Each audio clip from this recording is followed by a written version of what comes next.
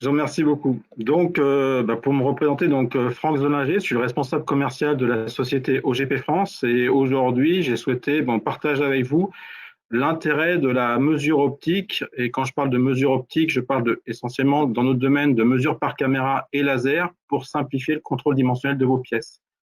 Et dans ce cadre, je vous présenterai en fait à travers 2 ou 3 slides l'intérêt de la mesure optique, mais aussi je souhaitais aussi vous apporter des éléments sur l'évolution de la mesure optique et les bonnes questions à se poser si demain vous souhaitez mettre en place un moyen de mesure optique dans votre entreprise. Voilà.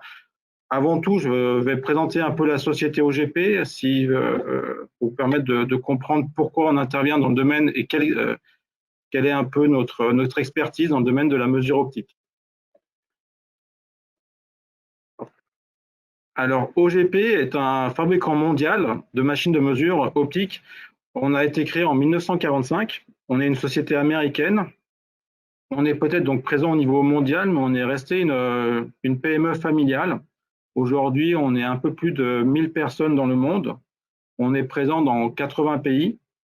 On a commencé, bien sûr, en 1945, pas par des machines de mesure vidéo comme vous voyez aujourd'hui sur le marché, mais on a commencé par des projecteurs de profil et c'est tout début des années 80 qu'on a développé les premières machines de mesure 3D optique connectées à un logiciel avec un ordinateur. Voilà.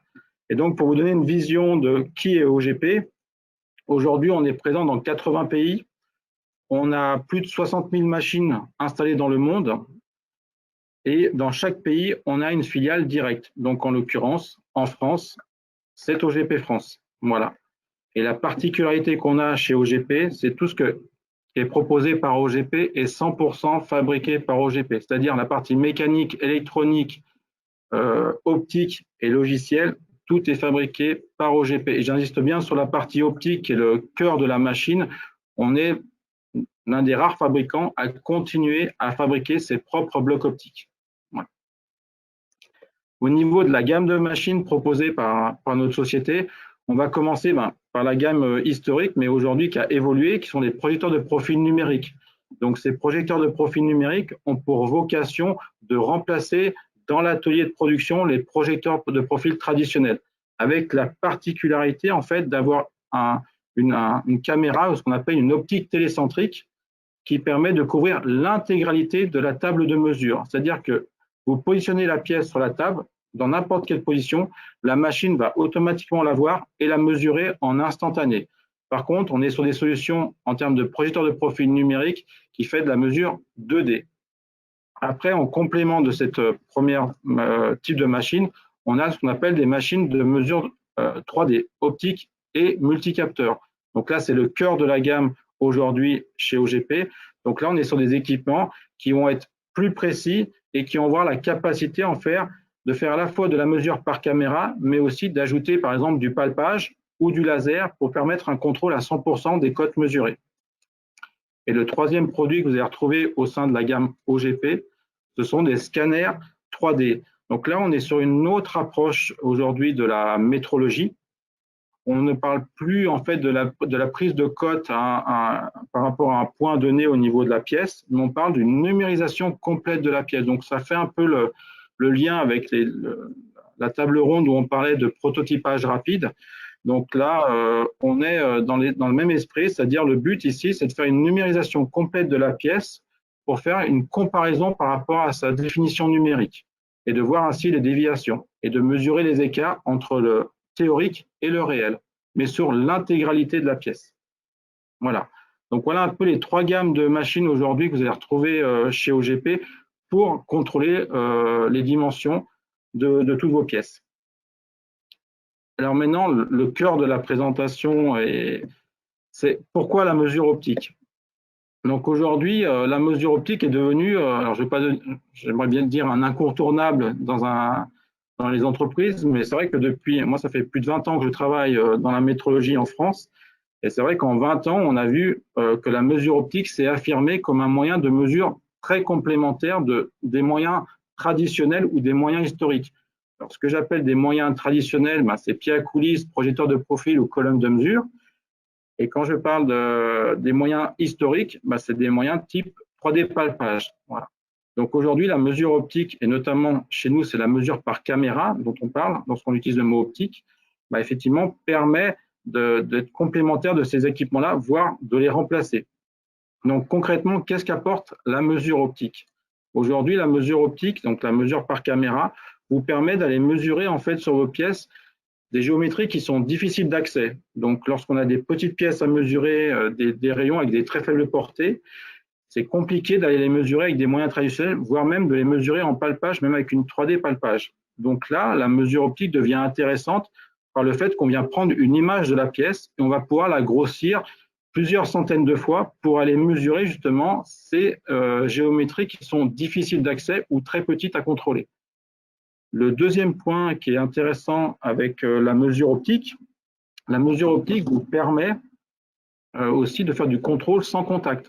Dans l'esprit, donc comme je vous l'expliquais, comme on travaille sur une image de la pièce, on n'a pas besoin de venir la toucher pour la mesurer. Et ce non-contact sur la pièce permet justement aujourd'hui d'aller mesurer des pièces qui sont soit déformables, soit sur lesquelles il faut éviter de faire des rayures. Donc concrètement, c'est des applications de type caoutchouc, pièces caoutchouc. Ça peut être aussi des applications dans le domaine de l'électronique ou dans le domaine, par exemple, de l'horlogerie, où de toucher la pièce peut créer une micro-rayure et peut créer donc un défaut visuel au niveau de la pièce finie. L'intérêt aujourd'hui de la mesure optique est aussi de la mesure sans contact, précise et rapide. Et donc, ça change avec le troisième point, effectivement, c'est la rapidité de mesure. Comme vous êtes sur une mesure sans contact, vous avez la possibilité de pouvoir contrôler les pièces très rapidement. Si je compare par rapport aux moyens traditionnels qui sont du palpage, le palpage, vous touchez la pièce et vous devez vous déplacer en touchant à chaque fois la pièce. Et donc, chaque fois, il y a un temps de latence entre chaque point mesuré. La mesure optique, le contrôle est instantané, c'est-à-dire de prendre une cote, ça prend moins d'une seconde. Voilà, donc là, on est vraiment sur la vitesse de mesure et de la vitesse d'acquisition de points mesurés. Le quatrième point qui est important par rapport à la mesure optique à avoir en tête, c'est effectivement qu'une machine de mesure par caméra est plus facile d'accès par rapport, par exemple, à un moyen type de machine tridimensionnelle. Alors, pourquoi on dit que c'est plus facile d'accès? C'est simplement parce que l'utilisateur, le fait qu'il va mesurer en fait sur l'image de la pièce, donc il voit sa pièce et il voit ce qu'il contrôle sur sa pièce. Et donc ça, effectivement, en termes d'apprentissage, sur certains publics, c'est plus facile pour eux de pouvoir se projeter, de pouvoir contrôler la pièce qu'ils mesurent du fait qu'ils la voient visuellement sur la machine. L'autre point qui est aussi intéressant par rapport à la mesure optique, c'est le fait qu'on est aujourd'hui sur une mesure optique qui est juste, qui est répétable et qui est en 3D. Donc j'insiste bien sur le côté 3D, parce qu'on a souvent la remarque qu'une machine de mesure optique ne fait que de la mesure 2D. Donc le 2D, c'est du XY. Les machines d'aujourd'hui, et notamment donc, la gamme de machines proposées par OGP, ont fait de la mesure 2D et de la mesure 3D, donc de la mesure en Z. Et donc, ça permet d'avoir un contrôle donc, plus complet de sa pièce avec une mesure juste et répétable. Et donc là, l'intérêt par rapport à ce type de moyen, c'est qu'aujourd'hui, on est sur de la mesure automatique. Et donc, on vient obligatoirement éliminer l'influence de l'opérateur sur la prise de mesure. Et le dernier point et le dernier intérêt de la mesure optique que je vois, c'est aussi la polyvalence, la très grande polyvalence de la mesure optique. Aujourd'hui, c'est vrai que historiquement, on a commencé sur des marchés qui demandaient de mesurer la pièce sans la toucher, donc ce que je vous expliquais, donc tout ce qui est pièces par exemple caoutchouc, parce qu'on est sur du matériau déformable. Mais aujourd'hui, la mesure optique, vous la retrouvez dans toutes les industries, aussi bien dans le domaine du médical, que l'aéronautique, que du packaging cosmétique, de l'horlogerie. Voilà, on est présent dans tous les domaines et l'équipement est devenu, pour moi en tout cas, un élément important à avoir dans la qualité ou à la métrologie. Donc maintenant, je vais vous passer quelles sont les évolutions de la mesure optique, en tout cas vue par OGP. Donc le premier point, c'est ce qu'on voit depuis maintenant 3 à 4 ans, avec la gamme de projecteurs de profil numérique qu'on a développé, c'est que ce type de machine vient à remplacer les moyens manuels qu'on trouve habituellement dans l'atelier. Donc, quand je parle de moyens manuels, moyens traditionnels, j'entends bien sûr tout ce qui est projecteur de profil, pied à coulisses ou colonne de mesure. Aujourd'hui, le but lorsqu'on contrôle dans l'atelier, c'est de pouvoir réaliser une mesure rapide et c'est demander aux opérateurs, aux régleurs de faire ce contrôle qualité. Par contre, on est tous d'accord de dire qu'un régleur, sa valeur ajoutée, ce n'est pas de mesurer la pièce, mais c'est de fabriquer la pièce. Donc, en développant des systèmes de mesure automatiques, on vient simplifier la prise de cote dans l'atelier et on permet en fait au régleur de vraiment se consacrer et se concentrer sur sa tâche principale qui est la fabrication de pièces bonnes. Voilà, donc nous on vient lui apporter cette information le plus rapidement possible et de façon automatique. L'autre point et l'autre intérêt donc en termes d'évolution de la mesure optique, c'est qu'aujourd'hui, c'est ce que vous voyez sur la photo, c'est qu'on est passé, il y a 20 ans, les machines de mesure optique étaient situées essentiellement à la métrologie et à la qualité. Aujourd'hui, la mesure optique, on la met directement en production. Donc, je répondrai à la question que je vois sur le forum juste à la fin mais j'ai noté la question pour la partie précision du moyen de mesure. Donc, la machine, en fait, on peut directement la mettre en production. Et donc, comme vous voyez sur la photo, avec un chargement par bras robot. Donc là, on est dans une application claire, on est en cœur de la ligne de production. Le moyen de mesure est 100% automatisé et la machine, en fait, est directement chargée par un bras robot. Donc, les machines de mesure optique, aujourd'hui, peuvent, en tout cas chez OGP, peuvent travailler dans cet environnement production. L'autre évolution qu'on constate au niveau de la mesure optique, c'est la programmation par CAO. Donc là, c'est dans l'évolution qu'on a depuis 20 ans. Il est intéressant aujourd'hui de pouvoir en fait plus programmer directement sur sa pièce, mais de programmer à partir de la CAO. C'est-à-dire que je vais utiliser mon fichier CAO pour créer mon programme de mesure. Et le fait de pouvoir programmer par CAO en mesure optique permet de diviser en gros par 3 ou par 4 le temps de programmation. Donc là, on est vraiment sur un retour très significatif en termes d'efficacité et de productivité par le fait qu'on vient programmer directement sur la CAO de la pièce. Voilà. Le dernier point en termes d'évolution de la mesure optique, c'est qu'aujourd'hui, on est sur des solutions, en fait, ce qu'on appelle multicapteurs. Au départ, il y a plus de 20 ans, voire même plus de 25 ans, les machines de mesure optique étaient que par caméra, en tout cas chez OGP. Début des années 2000, on est passé sur des machines de mesure bitechnologie et aujourd'hui, on est sur des machines de mesure tritechnologie. C'est-à-dire qu'on va pouvoir, en fait, avec l'équipement, contrôler à la fois en caméra, en palpage et en laser. Et l'intérêt de combiner ces 3 technologies de mesure, c'est pouvoir faire un contrôle à 100% des cotes au niveau de la pièce. Au niveau précision, parce que c'est une question qui est posée, en termes de précision sur les équipements proposés par OGP sur des machines de mesure optique, on va être sur des précisions de l'ordre de 1 à 3 microns. Alors pourquoi je vous donne cette fourchette? C'est simple, c'est qu'on a une gamme de machines qui est très large chez OGP et avec des machines donc très précises à ultra précises. Donc selon l'application qu'on aura vis-à-vis de nos clients, on va proposer la machine la plus adaptée à répondre à ces attentes. Voilà, donc voilà un peu la plage de précision qu'on a au niveau de l'équipement. Et ça, je précise juste un petit point par rapport à l'aspect précision, parce que c'est vrai que en tout cas, moi, c'est le retour aussi que j'ai lorsque je suis en discussion avec nos clients. Certaines fois, vous entendez dire qu'on mesure en caméra, on est en dessous du micron. Alors, effectivement, c'est vrai, on peut mesurer avec une précision en dessous du micron par caméra. Pourquoi? Lorsqu'on n'a pas de déplacement en fait de la table de mesure, qu'on mesure à ce qu'on appelle en plein champ caméra, c'est-à-dire à un taux de grossissement maximum et qu'on n'a aucun déplacement pour venir mesurer la géométrie qu'on souhaite contrôler, dans ce cadre-là, on est en situation, je veux dire, optimale pour faire une mesure la plus précise possible. À partir du moment où on va avoir un déplacement au niveau de la table de mesure, on va générer de l'incertitude de mesure. Et donc, c'est là où on va plutôt être de l'ordre de 1 à 3 microns en termes de précision ou d'incertitude de mesure de l'équipement de contrôle. Voilà. Donc, des fois, si vous entendez qu'on mesure en dessous du micron, oui, mais attention, c'est en plein champ, sans déplacement au niveau de la caméra et de la table de mesure. Et l'intérêt de l'évolution de la mesure optique, comme je viens de vous le présenter, tout l'intérêt de cette évolution, aujourd'hui, c'est de pouvoir fiabiliser vos contrôles, c'est pouvoir programmer plus vite, c'est pouvoir être aussi plus juste dans les contrôles qu'on effectue. Et donc, derrière tout ça aussi, entre guillemets, éliminer l'influence de l'opérateur dans la prise de code et dans la validation de la pièce.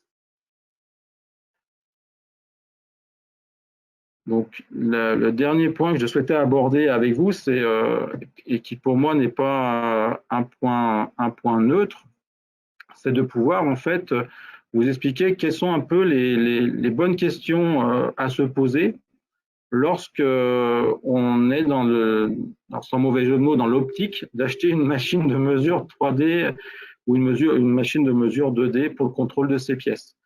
Donc, il y a différentes questions. Alors, elles ne sont pas exhaustives, ces questions, mais pour moi, ce sont les bonnes questions déjà à avoir en tête pour déjà orienter sa recherche et pouvoir aussi orienter son choix de fournisseur potentiel. Donc, la première question que moi, je me poserais si je devais acheter un moyen de mesure pour le contrôle de mes pièces, c'est déjà de savoir et de valider la capacité de mesure de l'équipement. Donc, c'est concrètement comment on valide la capacité de mesure de l'équipement.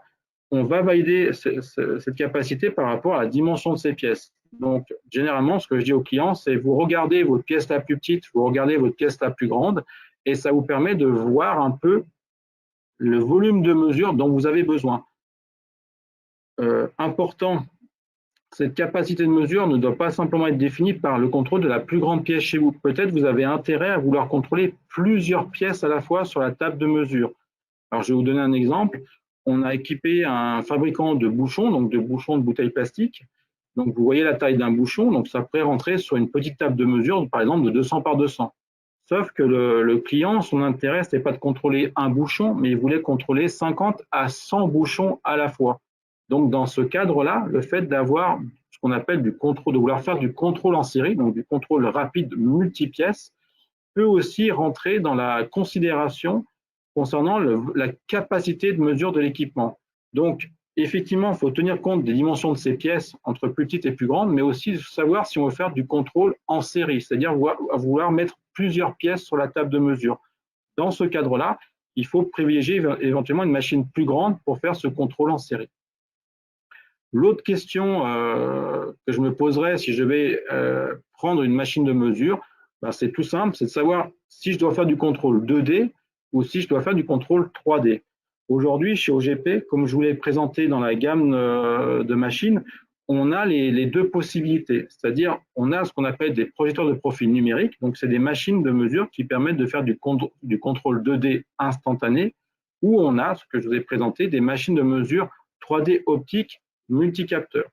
Donc là, la question à se poser par rapport au contrôle que vous avez à effectuer sur vos pièces, c'est est-ce que j'ai que de la mesure 2D ou est-ce que j'ai de la mesure 2D ou 3D pour nous permettre de vous apporter la bonne solution.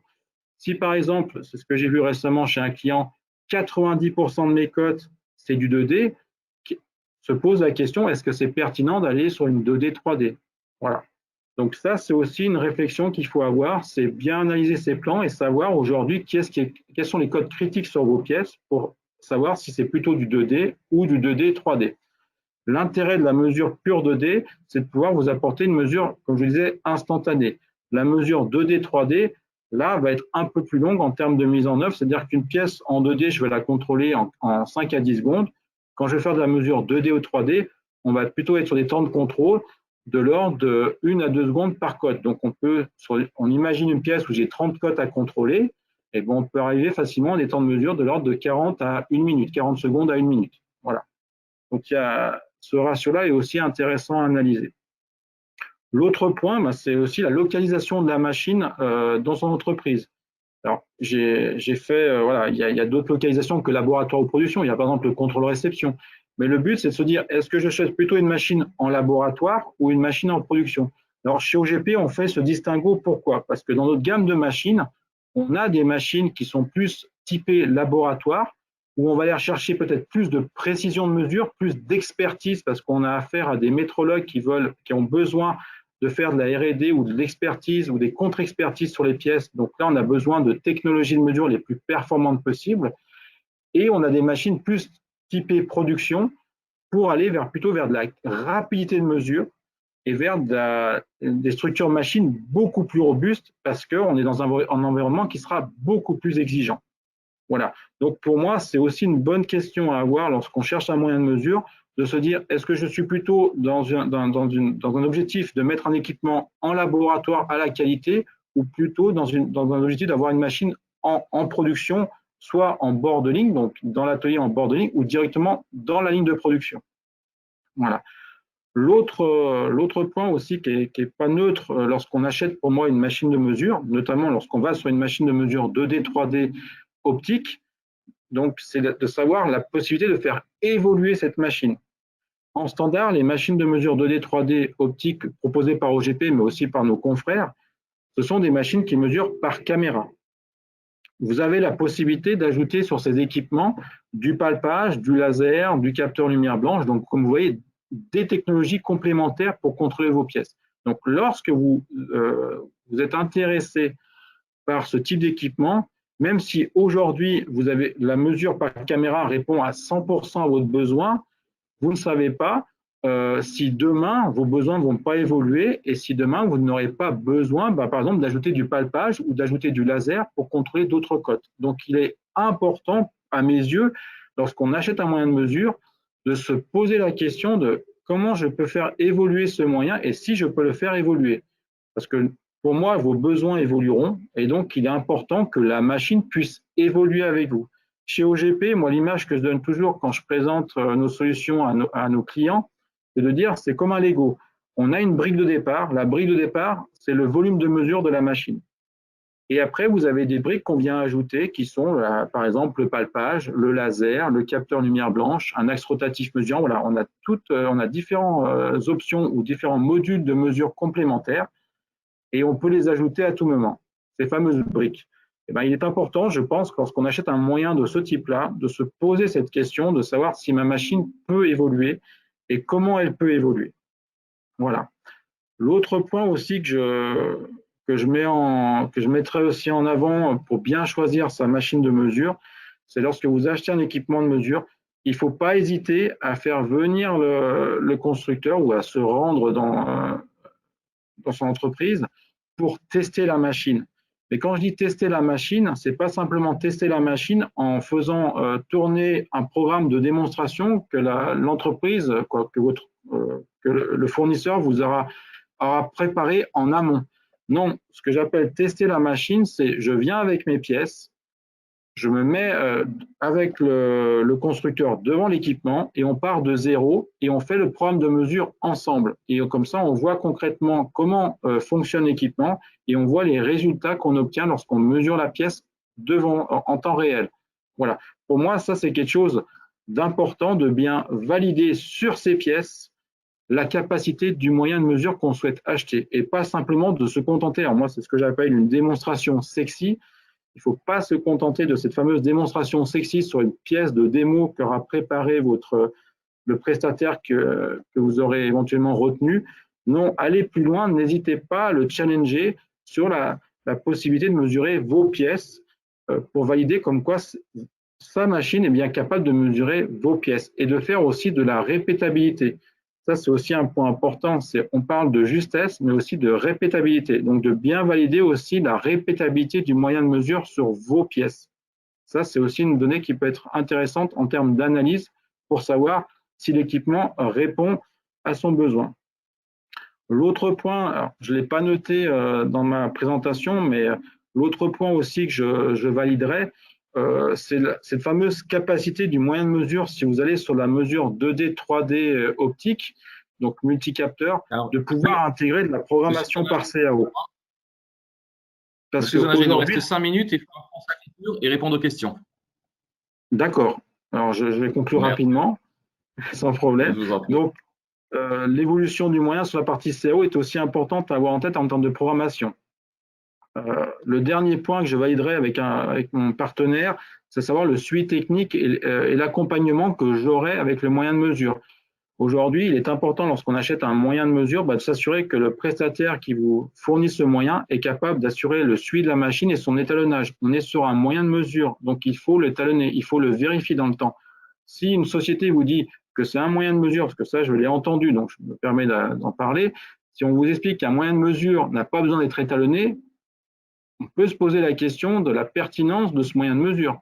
Parce qu'aujourd'hui, vous étalonnez des pieds à coulisses, vous étalonnez des projecteurs de profil, vous étalonnez des colonnes de mesure. Alors pourquoi vous n'étalonnerez pas une machine de mesure optique? Voilà, donc l'important est vraiment aussi de valider la capacité technique de votre prestataire ou de fournisseur potentiel à assurer le suivi technique et l'étalonnage de votre moyen de mesure. Voilà. J'ai fini à peu près la présentation. Au niveau je vois qu'il y a une question sur le chat. Donc, il est indiqué donc quelle profondeur peut-on espérer mesurer. Généralement, on va pouvoir, en fait, les machines de mesure optique qu'on propose sont équipées d'un ce qu'on appelle un éclairage coaxial avec un zoom. Donc, effectivement, on va pouvoir aller mesurer sur des trous non débouchants la profondeur. Et une profondeur sur un diamètre 8, 30 mm, normalement, on peut le mesurer avec notre machine. Après, il faut le tester, c'est ce que je dis toujours aussi, il y a la théorie, c'est potentiellement on peut le faire. Après, il faut voir la pièce sous la caméra et voir le rendu qu'on obtient au niveau de l'image. Mais on peut effectivement mesurer une profondeur sur un trou non débouchant par le fait qu'on vient en fait éclairer avec ce qu'on appelle un éclairage coaxial qui est très collimaté et qui va permettre d'éclairer au fond du trou. Voilà.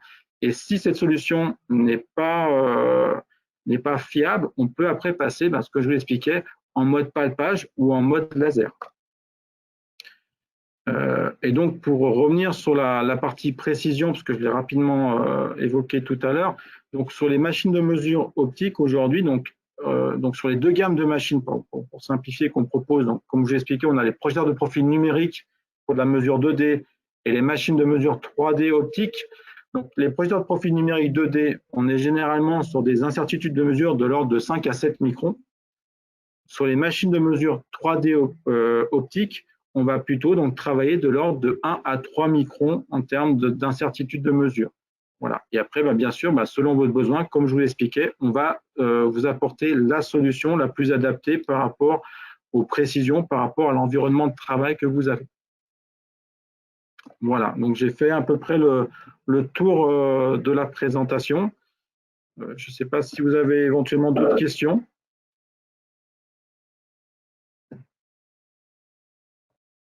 Non, on n'a pas de questions supplémentaires, je pense. Non, c'est bon. Merci, Monsieur Zollinger. On a fait le tour de cette présentation, effectivement très intéressante. Et il est vrai que ces dernières slides sur ces questions que vous posez sur la mesure, le choix des moyens de mesure 2D, 3D, je crois que c'est une vraie question que tout le monde doit se poser.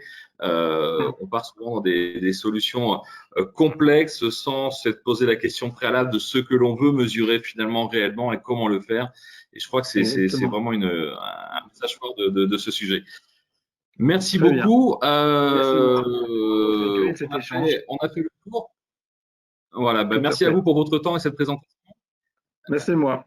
Passez une bonne journée, puis merci encore pour ces webinaires que vous organisez. À bientôt. À bientôt, merci à vous. Au revoir. Au revoir.